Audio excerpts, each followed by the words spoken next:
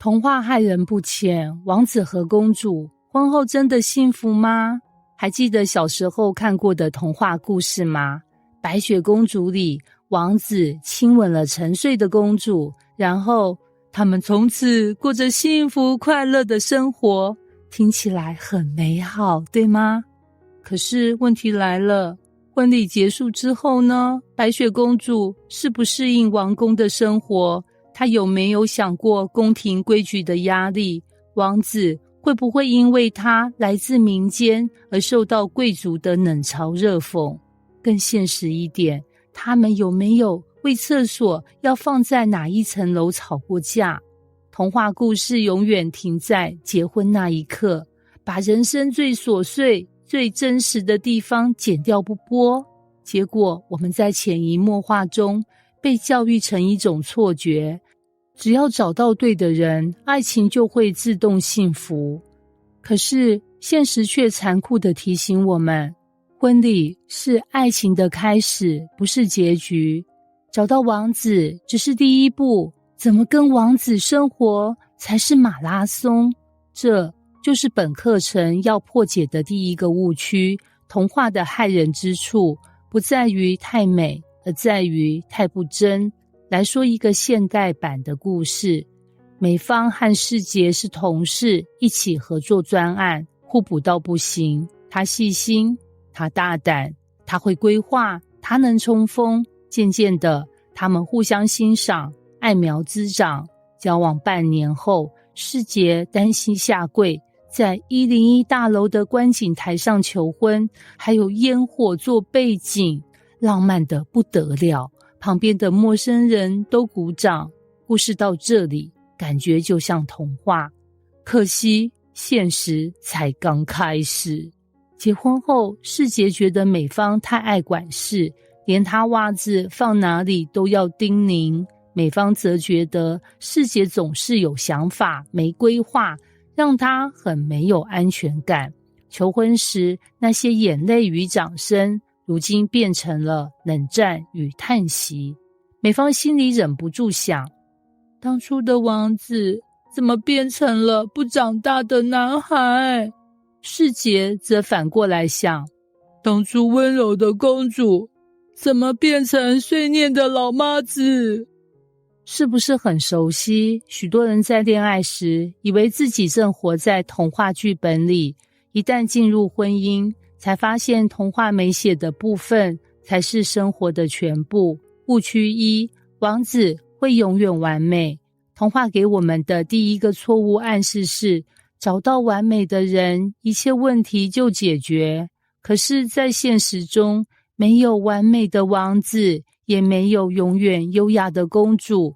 每個人都會有缺點，王子也會忘記幫忙倒垃圾，公主也可能在壓力下發脾氣。愛情的成熟，不是尋找一個沒問題的人，而是找到一個願意一起面對問題的人。換句話說，靈魂伴侶不是天生的，而是兩個人一起養成的。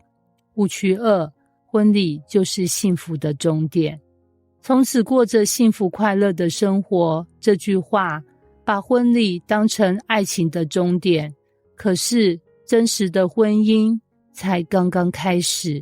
有一對年輕夫妻，蜜月旅行回來後，第一件大吵的事是廚房的鍋到底該不該先洗。老婆覺得要馬上洗乾淨，否則會黏住。老公覺得等到吃完再一起清理比較省事。看似雞毛蒜皮的小事，卻足以引爆冷戰。童話教我們相信，只要結婚就能快樂，但現實卻告訴我們，幸福不是自動發生，而是每天要經營的選擇。結婚不是愛情的結局，而是愛情的考場。誤區三，浪漫可以抵擋一切。童話裡的愛情常常是煙火、音樂、舞會，浪漫氛圍滿滿。但現實中的愛情更多的是誰去繳水電費，誰幫小孩寫功課，誰輪流倒垃圾。浪漫當然重要，但它不能抵擋所有的壓力。當孩子生病，房貸壓力，婆媳關係一股腦來襲，單靠浪漫是撐不住的。真正的愛情需要責任感、包容和願意犧牲的小小決定。換句話說，浪漫是愛情的花瓣，責任是愛情的根。沒有根的花瓣終究會枯萎。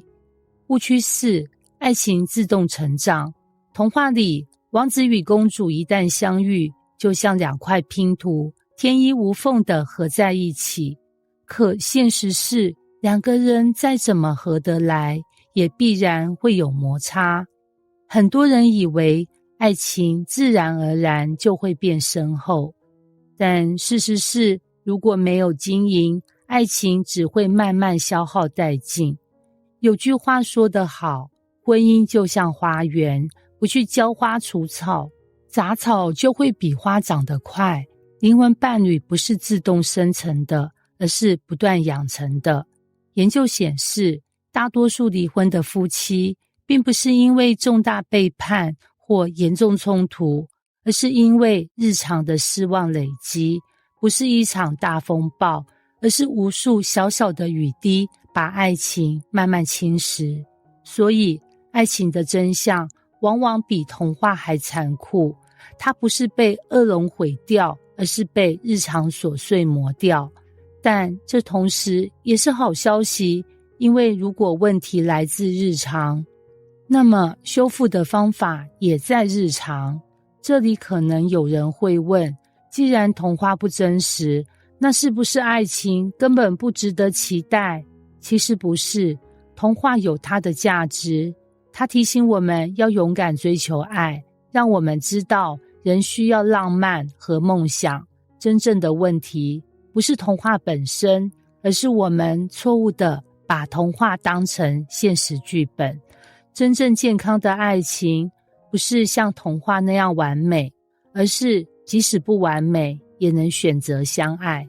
讓我們再回顧： 1. 王子不會永遠完美，找一個願意一起解決問題的人，遠勝於找一個沒有問題的人。 2. 婚禮不是終點，而是起點。真正的幸福需要每天的選擇與經營。 3. 浪漫不是全部，它是花瓣，但責任和承擔才是根。 4. 愛情不會自動成長，它需要澆水、修剪、耐心與守護。童話說，從此過着幸福快樂的生活，真實應該是他們從此每天選擇去愛，於是漸漸活出幸福。結語，寫給想要靈魂伴侶的你。如果童話是孩子的愛情劇本，那麼靈魂伴侶養成計劃就是成人的愛情教材。因為我們知道，愛情不是靠魔法，而是靠真心與堅持。